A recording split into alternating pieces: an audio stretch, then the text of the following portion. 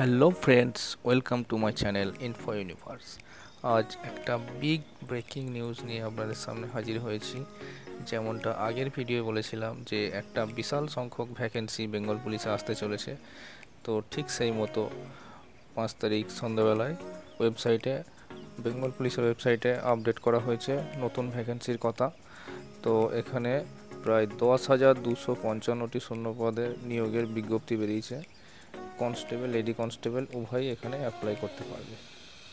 তো এই বিজ্ঞপ্তির বিষয়ে ডিটেলসে আলোচনা করব আজকে। তো চলুন দেখে নিই কীভাবে আবেদন করবেন, শিক্ষাগত যোগ্যতা কি লাগবে, তারপরে পরীক্ষার পদ্ধতি কী হবে। এক্ষেত্রে বলে রাখি যে পুরনো পদ্ধতিতে হবে না, এখানে নতুন পদ্ধতি করা হয়েছে।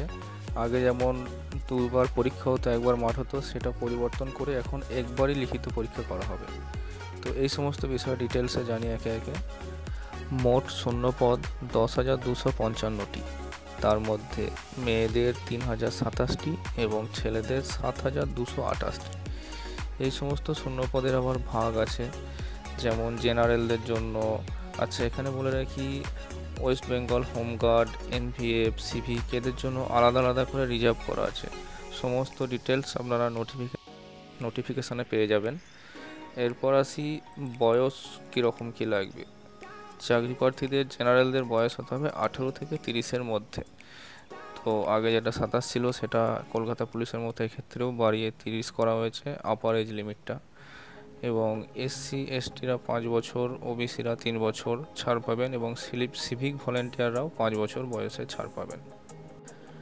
ডাব্লিউবিপি কনস্টেবলের শারীরিক মাপজোখের ব্যাপারে ডিটেলসে বলি। তো প্রথমে বলি মেল ক্যান্ডিডেট যারা, মেল ক্যান্ডিডেটদের জেনারেলদের হাইট লাগবে 167 সেন্টিমিটার, 167 সেন্টিমিটার, এবং মিনিমাম ওয়েট লাগবে 57 কেজি। এবং তার মধ্যে যদি কেউ গোর্খা, গাড়োয়ালি বা রাজবংশী বা শিডিউল ট্রাইব হয় তাদের ক্ষেত্রে উচ্চতা একটু কম লাগবে, এক্ষেত্রে লাগবে 160 সেন্টিমিটার এবং ওয়েট লাগবে 53 কেজি। তো এবং বুকের চেস্ট ফোলাতে হয় ছেলেদের ক্ষেত্রে, ছেলেদের মিনিমাম লাগবে 78 সেমি এবং ওটা বাড়িয়ে করতে হবে 83, মানে 5 সেন্টিমিটার মতো বাড়াতে হবে। আর গোর্খাদের ক্ষেত্রে 76 সেন্টিমিটার লাগবে এবং বাড়িয়ে ওটা 81, মানে 2 সেন্টিমিটার কম আর কি গোর্খাদের। আর ফিমেল ক্যান্ডিডেটদের হাইট লাগবে 160 সেমি, তার সাথে ওয়েট 49 কেজি এবং ওই সেম গোর্খা, গাড়িওয়ালি, রাজবংশী বা শিডিউল ট্রাইব হলে সেক্ষেত্রে হাইট একটু কম লাগবে 152 সেমি এবং ওয়েট লাগবে 45 কেজি। এবং এক্ষেত্রে থার্ড জেন্ডারদের জন্য একটা আলাদা ক্যাটাগরি করা হয়েছে। থার্ড জেন্ডারদের হাইট লাগবে 163 সেমি এবং ওয়েট 52। এক্ষেত্রে ওই গোর্খা, গাড়িওয়ালি, রাজবংশী বা এসটিদের ছাড় আছে, সেটা হচ্ছে ওদের ক্ষেত্রে একটু হাইট কম লাগবে থার্ড জেন্ডার হলে 155 সেমি এবং ওয়েট লাগবে 48 কেজি। তো শারীরিক মাপজোক বা মেজারমেন্ট, যেটা ফিজিক্যাল মেজারমেন্ট টেস্ট, সেটার ডিটেলস হয়ে গেল। এরপর আসি ফিজিক্যাল মেজারমেন্ট টেস্টের পরে হয় ফিজিক্যাল এফিসিয়েন্সি টেস্ট, মানে রান যেটা থাকে আর কি।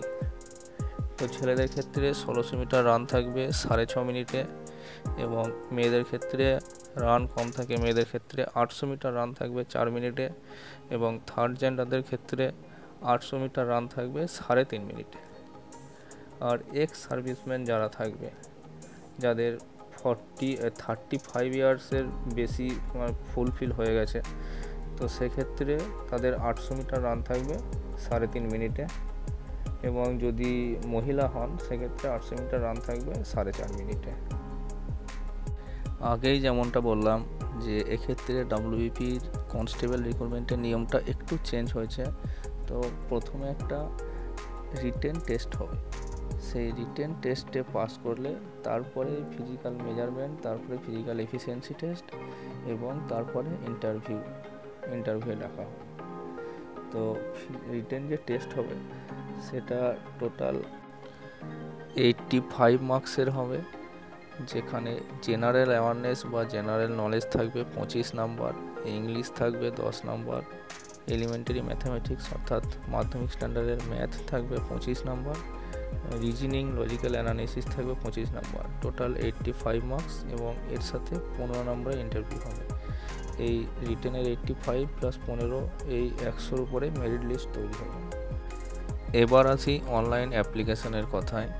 তো এক্ষেত্রে অনলাইনে অ্যাপ্লাই করতে গেলে ডাব্লিউবিপির যে ওয়েবসাইট ছিল wbpolice.gov.in, অথবা নতুন একটি ওয়েবসাইট হয়েছে prb.wb.gov.in, এই দুটি ওয়েবসাইটের মাধ্যমে অনলাইনে অ্যাপ্লাই করা যাবে।